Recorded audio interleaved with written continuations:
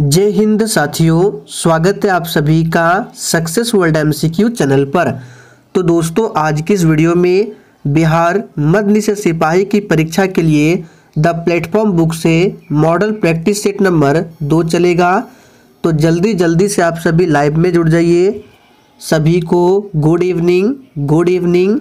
तो दोस्तों, आज के सेशन का पहला प्रश्न है, समूह 16 के तत्व में रेडियो सक्रिय है। और दोस्तों, आप सभी को प्रत्येक प्रश्नों के उत्तर नीचे लाइव चैट में बताना है ताकि आप सभी का प्रॉपर तरीके से रिवीजन हो सके।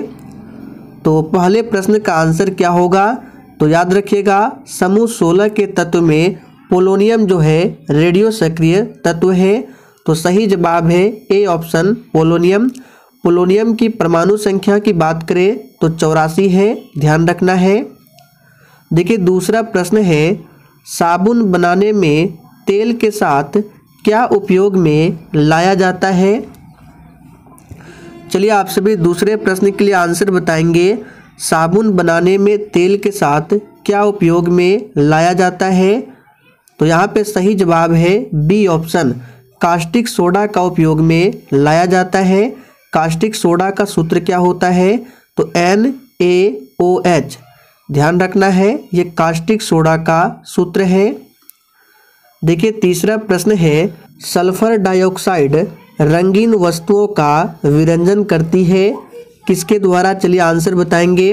और देखिए, सल्फर डाइऑक्साइड का सूत्र क्या होता है, तो SO2, ये सल्फर डाइऑक्साइड का सूत्र है। और सल्फर डाइऑक्साइड रंगीन वस्तुओं का विरंजन करती है अपचयन द्वारा। तो डी ऑप्शन आपका सही आंसर है।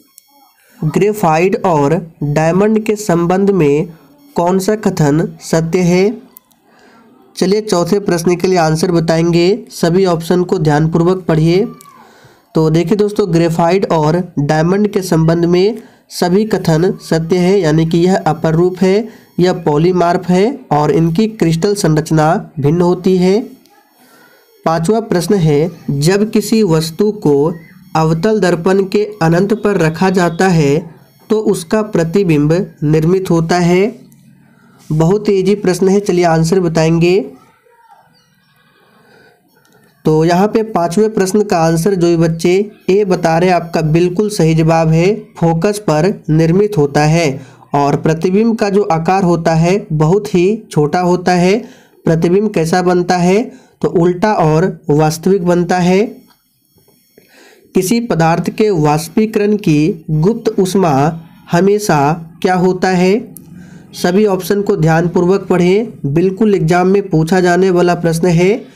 किसी पदार्थ के वाष्पीकरण की गुप्त ऊष्मा हमेशा क्या होता है। तो यहाँ पे सही जवाब है, उसकी गलन की गुप्त ऊष्मा से अधिक होती है। तो ए ऑप्शन आपका सही जवाब है। अगला प्रश्न है, इनमें से कौन सा पुरुषों में पाया जाता है। चलिए आंसर बताएंगे, इनमें से कौन सा पुरुषों में पाया जाता है। तो यहाँ पे सातवें प्रश्न का आंसर क्या हो जाएगा, डी ऑप्शन, वाई गुणसूत्र जो है ये पुरुषों में पाया जाता है। होमो सैपियन शब्द किसके द्वारा दिया गया था। चलिए 8 के लिए आप सभी आंसर बताएंगे, होमो सैपियन शब्द किसके द्वारा दिया गया था। तो याद कर लीजिए, महत्वपूर्ण प्रश्न है, सी लिनियस के द्वारा दिया गया था। आगे देखिए, उस जर्मन रसायनज्ञ का नाम बताइए जिसने 1817 में तत्वों को त्रिकों में समूहबद्ध किया था। तो यहाँ पे इस प्रश्न का आंसर क्या हो जाएगा, डी ऑप्शन, जोहान वॉल्फगैंग डोब्रेनर ने। और प्रश्न पूछा जाता है, अष्टक का नियम किसने दिया था। तो याद रखिएगा, न्यूलैंड्स ने अष्टक का नियम दिया था। निम्नलिखित में से कौन सी ग्रंथि मानव शरीर में पाई जाने वाली सबसे बड़ी ग्रंथि है। देखिए, इस प्रश्न के बारे में हमने आपको बहुत बार बताया है, मानव शरीर की सबसे बड़ी ग्रंथि का नाम क्या है। तो बिल्कुल सही आंसर दिए हैं, यकृत ग्रंथि जो है मानव शरीर की सबसे बड़ी ग्रंथि है। और मानव शरीर की दूसरी सबसे बड़ी ग्रंथि पूछे तो अग्नाशय, यहाँ पे लिख देते हैं। अग्नाशय ग्रंथि मानव शरीर की दूसरी सबसे बड़ी ग्रंथि है और मानव शरीर की सबसे छोटी ग्रंथि का नाम क्या है? तो पिट्यूटरी ग्रंथि है जो मस्तिष्क में पाया जाता है।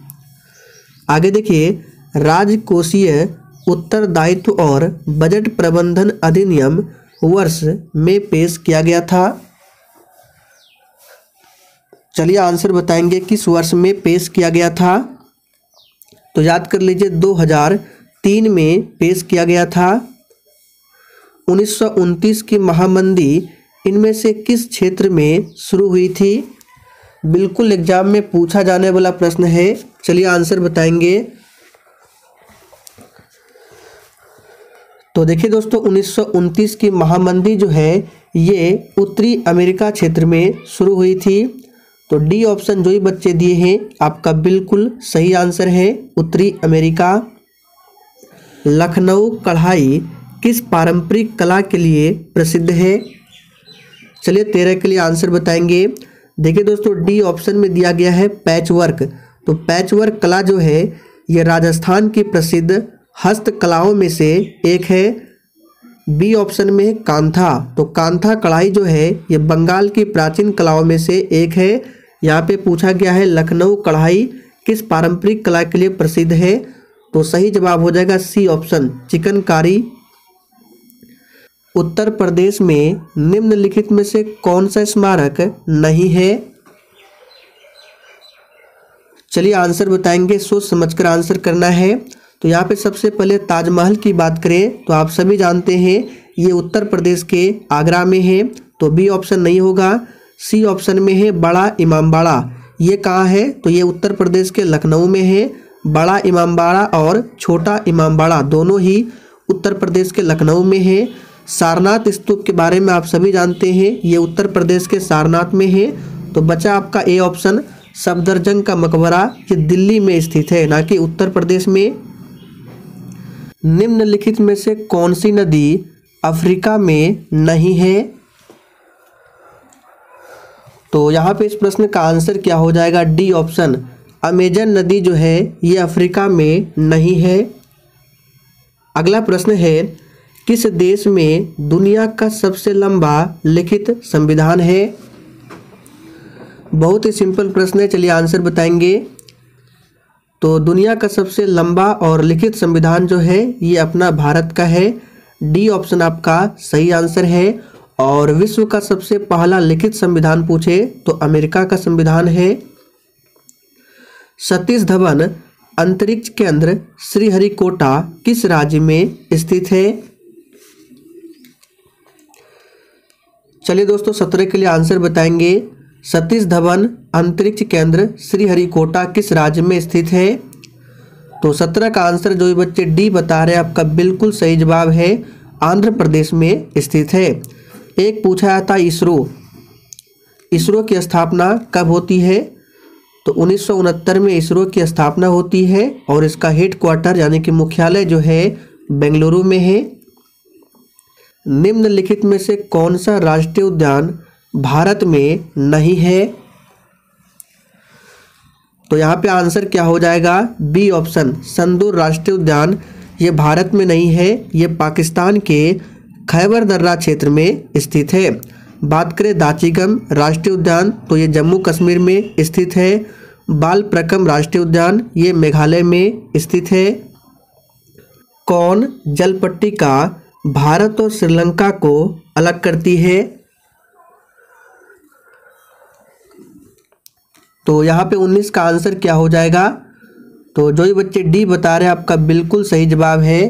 पाक जलडमरू मध्य जो है ये भारत और श्रीलंका को अलग करती है, ध्यान रखना है। मलक्का जलडमरू की बात करें तो ये मलेशिया और सुमात्रा द्वीप को अलग करता है। हरिपुरा जहां भारतीय राष्ट्रीय कांग्रेस का वार्षिक अधिवेशन 1938 में हुआ था सुभाष चंद्र बोस की अध्यक्षता में, तो वह निम्नांकित राज्य में स्थित है। यानी कि आपको बताना है हरिपुरा किस राज्य में स्थित है। तो यहाँ पे 20 का आंसर क्या हो जाएगा? गुजरात में हरिपुरा स्थित है। वीरों का कैसा हो वसंत कविता के रचयिता कौन है? तो याद कर लीजिए, वीरों का कैसा हो बसंत, इस कविता के रचयिता है सुभद्रा कुमारी चौहान। तो डी ऑप्शन आपका सही आंसर है। निम्नलिखित में से किस बादशाह के अंतर्गत मुगल सेना में सर्वाधिक हिंदू सेनापति थे? चलिए 22 के लिए फटाफट से आंसर बताएंगे। तो यहाँ पे इसका आंसर क्या होगा, याद कर लीजिए, औरंगजेब। याद रखना है, औरंगजेब बादशाह के अंतर्गत मुगल सेना में सर्वाधिक हिंदू सेनापति थे। आगे देखिए, सर टॉमस मुनरो भू राजस्व बंदोबस्त से संबंध है। किस बंदोबस्त से संबंधित है सर टॉमस मुनरो? तो यहाँ पे सही जवाब क्या हो जाएगा, सर टॉमस मुनरो जो है रैयतवाड़ी बंदोबस्त व्यवस्था से संबंधित है। तो सही जवाब है सी ऑप्शन, रैयतवाड़ी। बुद्ध की मृत्यु के पश्चात प्रथम बौद्ध समिति की अध्यक्षता की गई। तो सबसे पहले आपको ध्यान रखना है, प्रथम बौद्ध संगति जो है 483 ईसा पूर्व में राजगृह में हुआ था। किसके समय में? अजातशत्रु के समय में। और प्रथम बौद्ध संगति के अध्यक्ष कौन थे? तो महाकश्यप थे। तो सही जवाब है ए ऑप्शन, महाकश्यप। विश्व रेडियो दिवस कब मनाया जाता है? चलिए आंसर बताएंगे। और दोस्तों, हम आपसे बार बार बोलते हैं, आपके एग्जाम में दिवस से संबंधित 100% एक प्रश्न पूछा जाता है। तो आपको जितने भी दिवस से संबंधित प्रश्न हम बताते हैं उनको याद कर लीजिए। तो विश्व रेडियो दिवस जो है 13 फरवरी को मनाया जाता है। तो सही जवाब है ए ऑप्शन, 13 फरवरी। वाटरलू का युद्ध जो कि 1815 में हुआ था, किस महान योद्धा का अंतिम रूप से पतन हुआ था?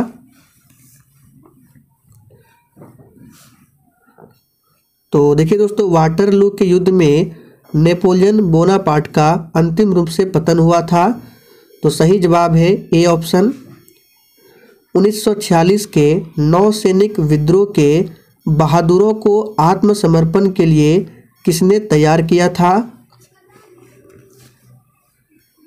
तो 27 का आंसर क्या होगा, फटाफट से बताइए।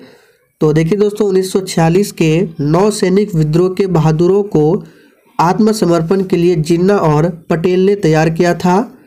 तो सही जवाब है डी ऑप्शन। महात्मा बुद्ध ने पाटलिपुत्र के विनाश के कारणों की भविष्यवाणी की थी, उनमें से सम्मिलित थी। चलिए 28 के लिए आंसर बताएंगे।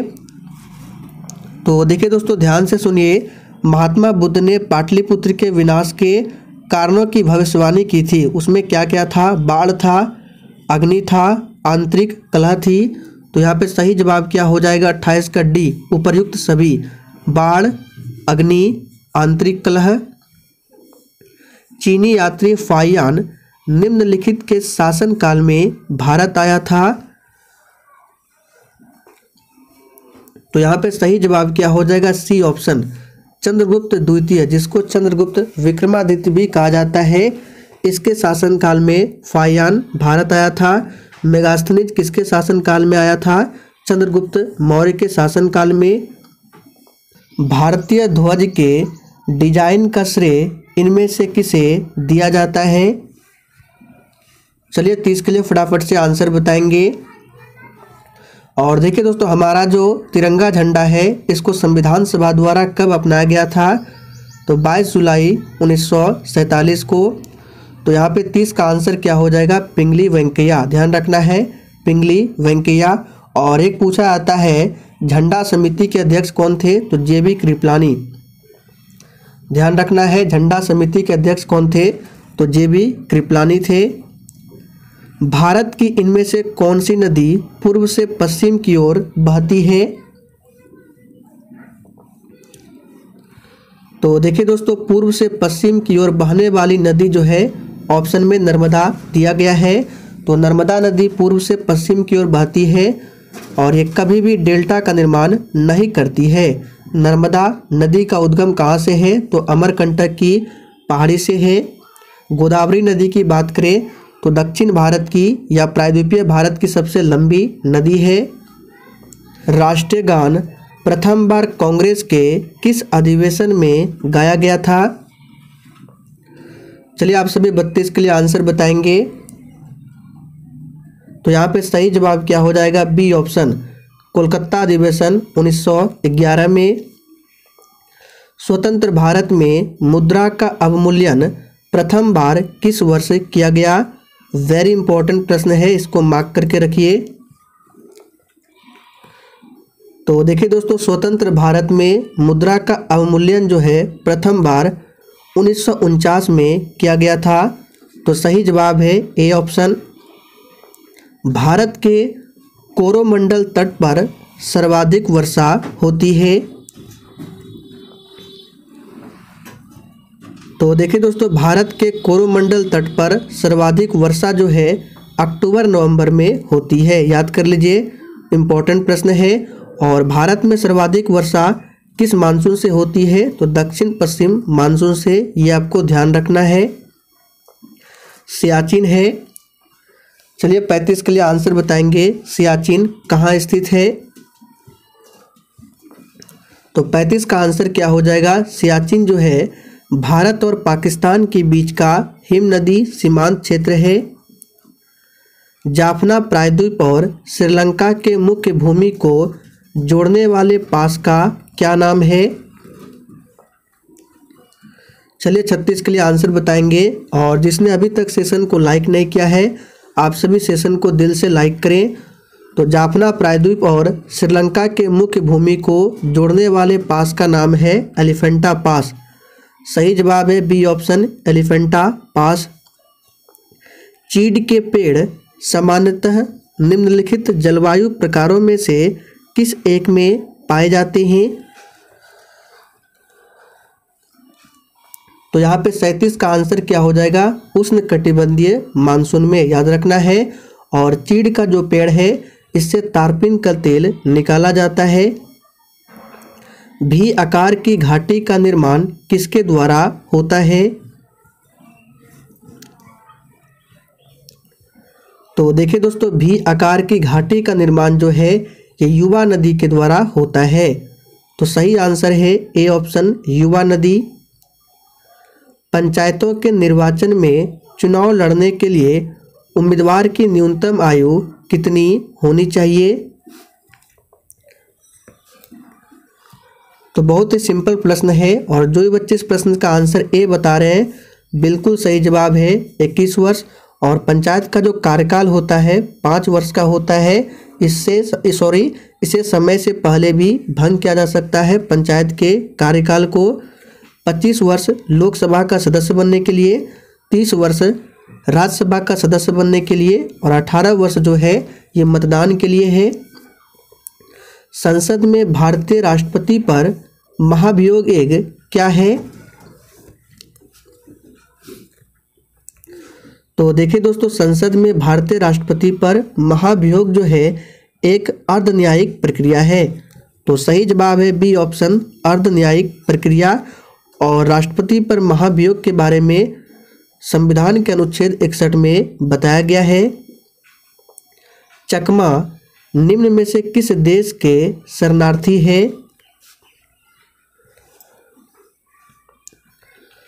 तो याद कर लीजिए, इंपॉर्टेंट प्रश्न है, पूछा जा सकता है। चकमा जो है ये शरणार्थी बांग्लादेश का है। तो सही जवाब है सी ऑप्शन, बांग्लादेश। अर्थशास्त्र के लिए नोबेल पुरस्कार सन 1967 में स्थापित किया गया था, परंतु सर्वप्रथम पुरस्कार किस वर्ष प्रदान किया गया? आपको ध्यान रखना है, अर्थशास्त्र के लिए नोबेल पुरस्कार जो है 1967 में स्थापित किया गया था। और प्रथम बार किस वर्ष प्रदान किया गया था? तो याद कर लीजिए 1969 में, याद रखना है 1969 में।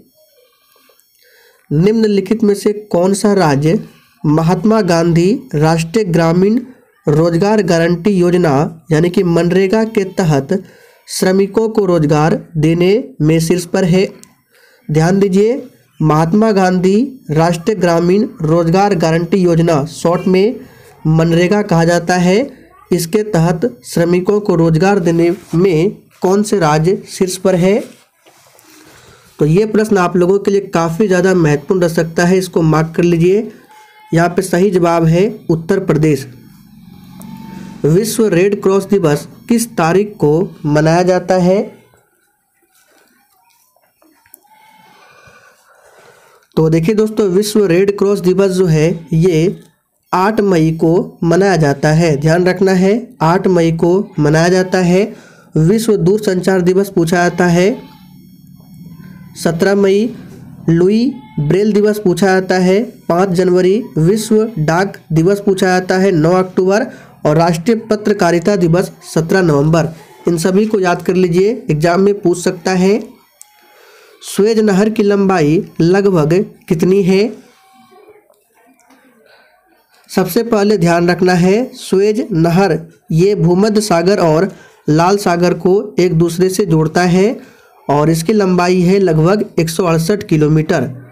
तो जो भी बच्चे सी ऑप्शन दिए हैं आपका बिल्कुल सही जवाब है। सकल राष्ट्रीय आय और सकल घरेलू उत्पाद यानी कि जीएनपी और जीडीपी में क्या अंतर है? जीएनपी का फुल फॉर्म हुआ ग्रॉस नेशनल प्रोडक्ट, जिसका मतलब सकल राष्ट्रीय आय, और जीडीपी का मतलब होता है ग्रॉस डोमेस्टिक प्रोडक्ट, हिंदी में सकल घरेलू उत्पाद। और इसमें अंतर क्या कहलाता है? तो याद रखिएगा, ये विदेशों से प्राप्त निवल आय का अंतर होता है। जीएनपी और जीडीपी में अंतर ध्यान रखना है। पिन कोड में प्रथम अंक सांकेतिक है। तो देखिए दोस्तों, पिन कोड में प्रथम अंक जो है ये क्या संकेत करता है? तो निश्चित क्षेत्र को। सही जवाब है बी ऑप्शन। और पिन कोड प्रणाली 1972 में लागू किया गया था, ये भी ध्यान रखना है। चेंचू जनजाति किस प्रदेश के निवासी है? इसके अलावे आपको याद रखना है भील जनजाति पूछा जाता है, ये मध्य प्रदेश के निवासी है। संथाल पूछा जाता है, मुंडा पूछा जाता है, ओरांव पूछा जाता है, ये सभी झारखंड के हैं। तो यहाँ पे चेंचू जनजाति किस प्रदेश के निवासी है? तो सही जवाब है आंध्र प्रदेश। याद रखना है आंध्र प्रदेश। हिंद महासागर के तट पर स्थित देशों में सर्वाधिक तट लंबाई वाला देश कौन सा है? तो यहाँ पे कंडीशन दिया गया है, हिंद महासागर के तट पर स्थित देशों में सर्वाधिक तट लंबाई वाला देश कौन सा है? तो ये भारत है। याद रखना है अपना भारत है। और विश्व में सबसे लंबी तट रेखा वाला देश पूछे तो कनाडा है, ये भी आपको ध्यान रखना है, कनाडा है। निम्नलिखित में से किस खेल में फ्री थ्रो दिया जाता है? चलिए आंसर बताएंगे। तो फ्री थ्रो ये जो दिया जाता है किस खेल में? तो बास्केटबॉल में दिया जाता है। तो बी ऑप्शन आपका सही जवाब है। तो दोस्तों आज के लिए इतना ही। सेशन पसंद आया हो तो सभी लोग सेशन को लाइक करें और सेशन को अधिक से अधिक जरूर शेयर करें।